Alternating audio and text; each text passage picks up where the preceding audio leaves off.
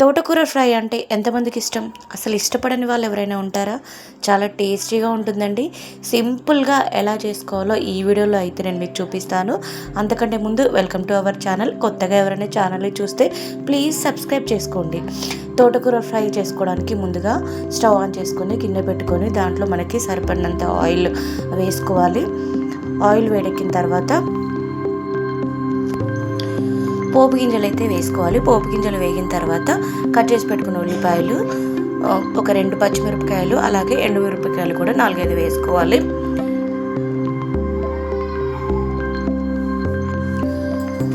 మిరపకాయలు ఉల్లిపాయలు మంచిగా ఫ్రై అయిన తర్వాత కొంచెం పసుపు వేసుకోవాలి.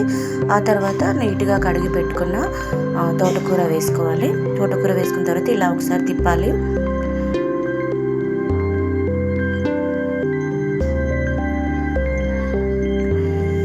అంతే అండి, మూత పెట్టేసుకొని మంచిగా ఫ్రై అయ్యేంత వరకు ఇలా వేయిస్తూ ఉండాలి.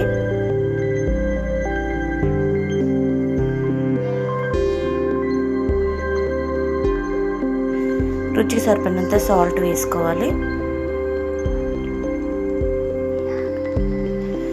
లాస్ట్లో కొంచెం వెల్లుల్లిపాయలు వేసుకున్నట్లయితే టేస్ట్ చాలా ఎన్హాన్స్ అవుతుందండి. చాలా సూపర్గా ఉంటుందన్నమాట.